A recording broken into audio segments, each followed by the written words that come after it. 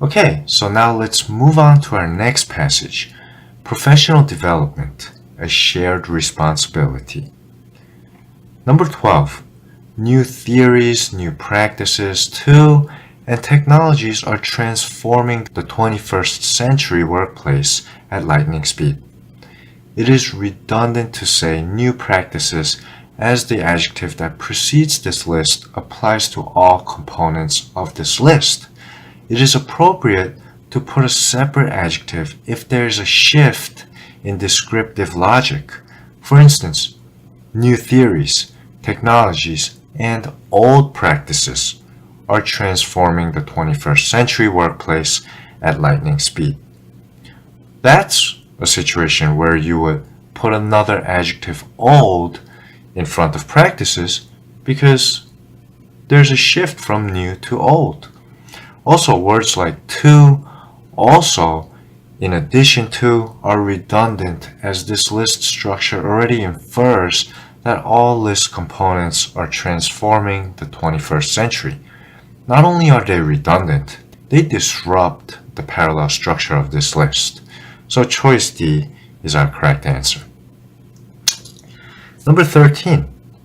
To perform their jobs successfully in this dynamic environment, workers in many fields, from social services to manufacturing, must continually acquire relevant knowledge and update key skills. This question tests whether you can relate proper punctuations to given sentence structures. So in this sentence, we see a comma here after manufacturing, and since there is no conjunction there, we know it either opens or closes a phrase. Well, the phrase must continually acquire knowledge and update key skills does not logically modify manufacturing. So that comma can't be opening a phrase. It must be closing a phrase. Therefore, we need to open the phrase somewhere earlier in the sentence, and since the phrase from social services to manufacturing modifies fields by giving the range of fields, we should open the phrase here by inserting a comma to precede the word from. And choice D is our correct answer. Number 14 now. First, we recognize this is a transition question, so it will involve dictating the relationship between the current and preceding sentence. So we read from, this practice of continued education, also known as professional development, benefits not only employees but also their employers. Accordingly, meaningful professional development is a shared responsibility. It is a responsibility of employers to provide useful programs, and it is also the responsibility of employees to take advantage of the opportunities offered to them. The key phrase in this question is continued education, also known as professional development. Since continued education is also known as professional development, the second sentence, which talks about professional development, is certainly not a contradicting statement to the first, so B and D are incorrect. C is incorrect because similarly implies comparison of two things that are slightly different, and since continued education was established as equal to professional development by the preceding sentence that states continued education, also known as professional development. That means they're equal. It doesn't make sense to compare two of the same things. Therefore, accordingly would be appropriate when you make a different but related statement about the same topic or same thing. So choice A is our correct answer. Number 15 now. Critics of employer-provided professional development argue that employees might consider a popular career path.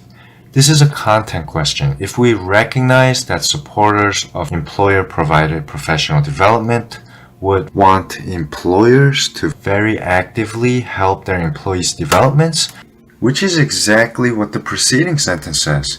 It is the responsibility of employers to provide useful programs. So that means that critics of it would argue the opposite, that they should not be helping these employees, that the employees should be helping themselves, which more or less exactly fits choice C, must be in charge of their own careers.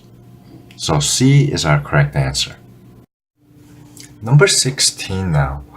If employees find themselves falling behind in the workplace, these critics contend, then it is the duty of those employees to identify and even pay for appropriate resources.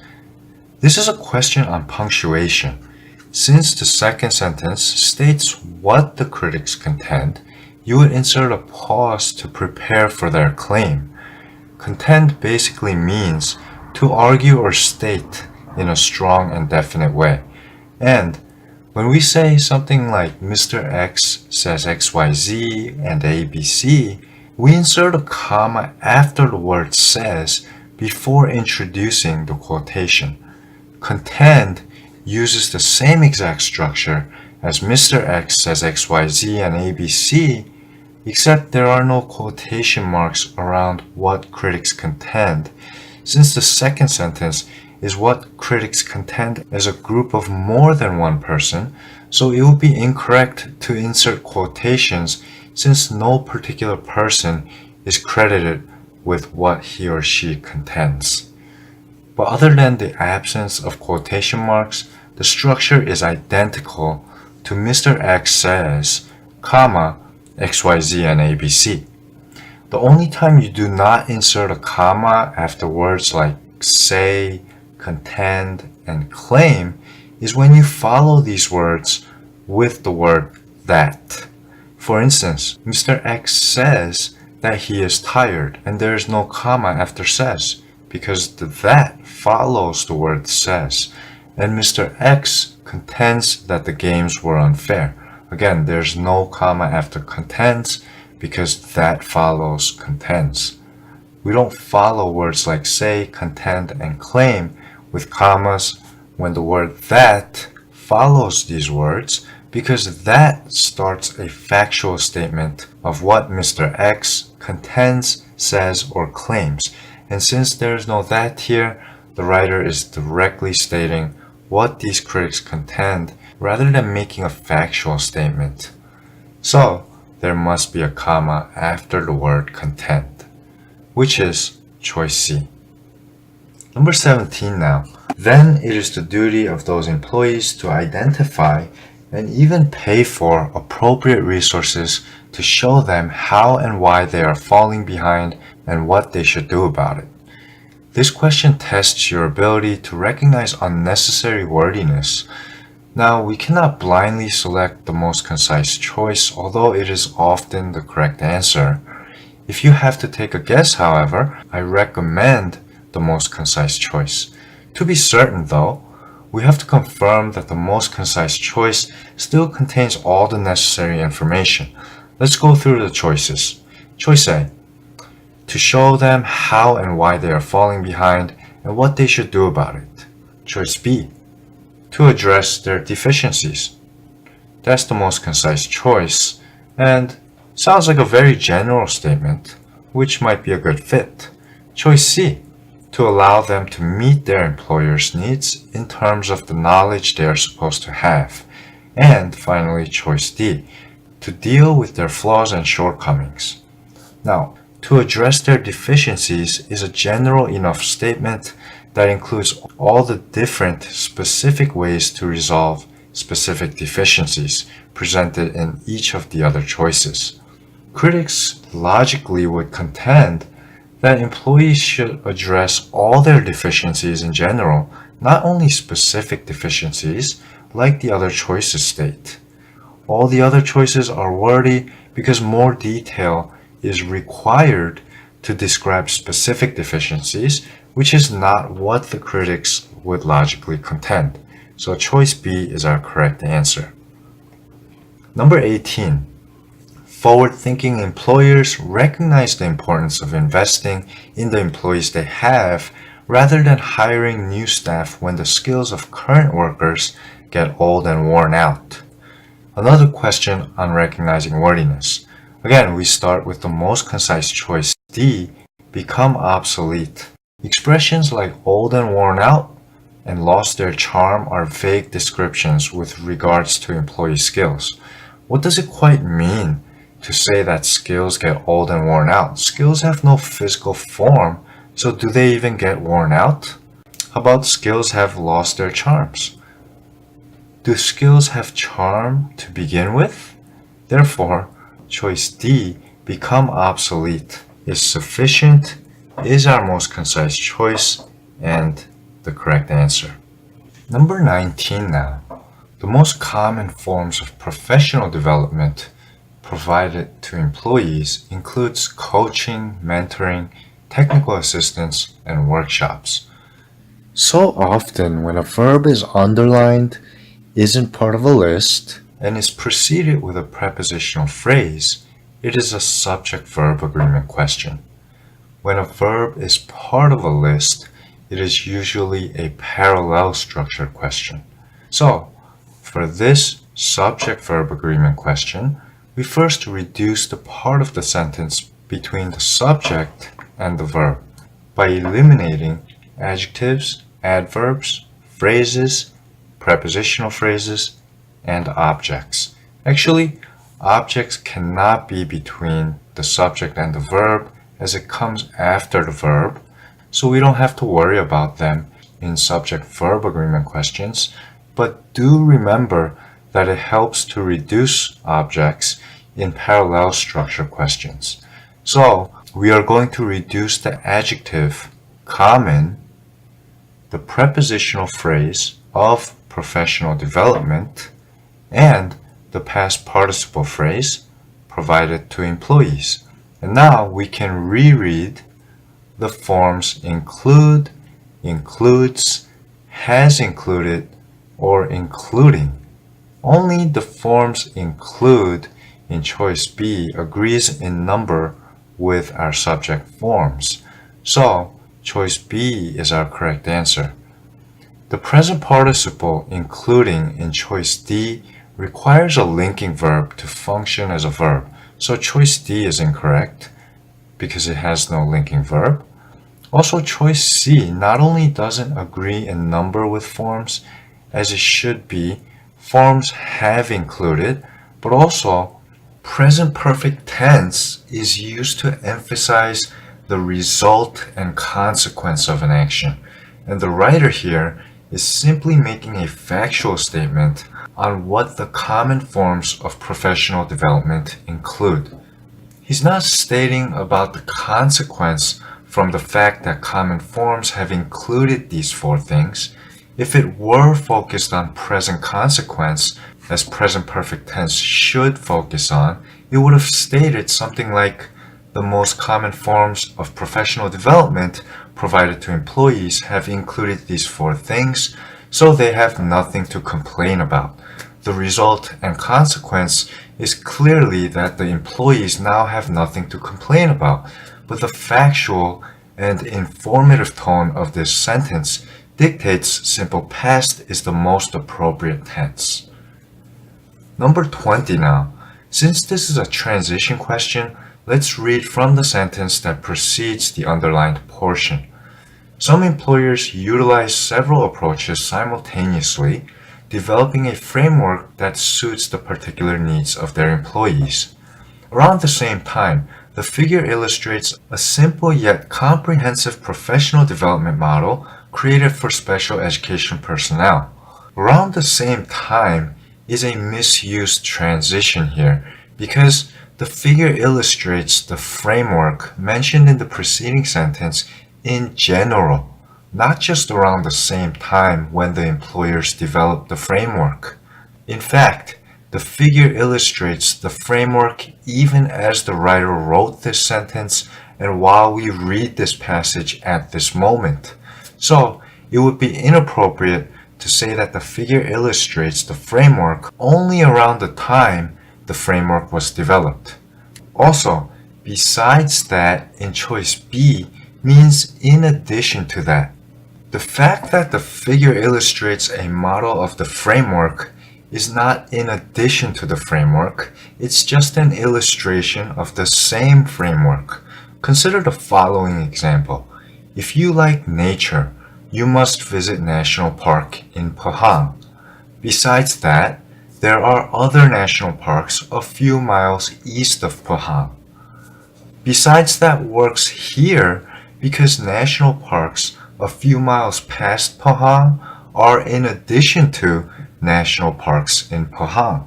So use besides that when the second sentence states something that is in addition to something stated in the preceding sentence, not when it's an illustration of the same thing.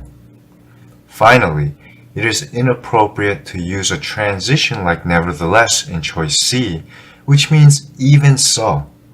The fact that the figure illustrates a model of the framework mentioned in the preceding sentence is not contrary to expectations. You use nevertheless when a preceding statement is expected to lead your thinking away from what is actually true. For instance, it was an old song. Nevertheless, it was my favorite. Here, nevertheless works because the fact that it was an old song makes you think that it's not so likable. In this sentence, though, the fact that employers develop this framework does not lead you to think it shouldn't be illustrated. So choice C is incorrect, and we simply delete the transition, choice D. Number 21 now. This is a question type that tests not only your ability to interpret visuals, but also your strategy and time management. If you encounter a question with several lengthy choices like this one, read the question first to see if you can direction your question approach to save valuable time. Which choice makes the writer's description of the figure most accurate?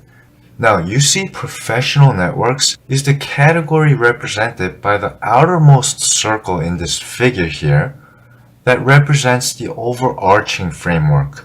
Overarching means containing everything else, and the outer circle contains all the other sub-circles. So we look for a choice that states professional networks as the overarching framework. And since overarching framework is the first component mentioned in each of our choices, the beginning of each choice is all we need to read. Because any choice that defines anything other than professional networks as the overarching framework is incorrect by process of elimination. Only choice D defines professional networks as the overarching framework and is our correct answer.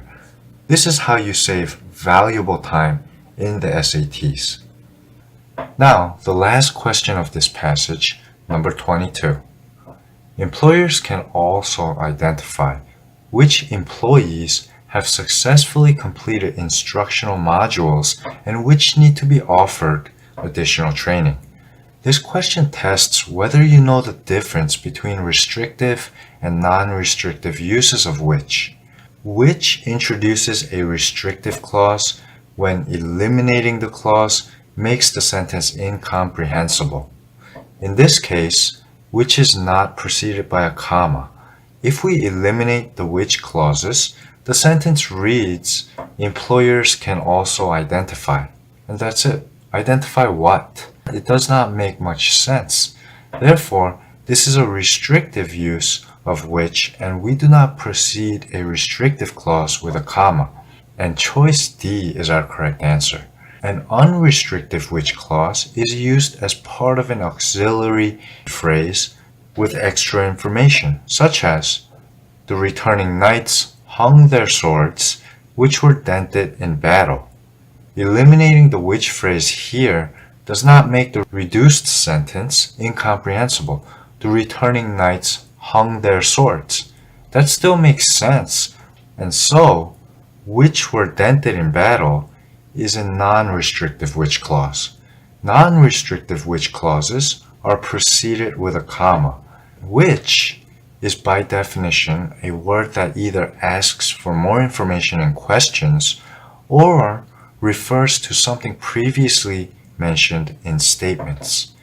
Since which refers to the preceding by definition of function, we generally don't precede which with colons or dashes because that will be functionally redundant.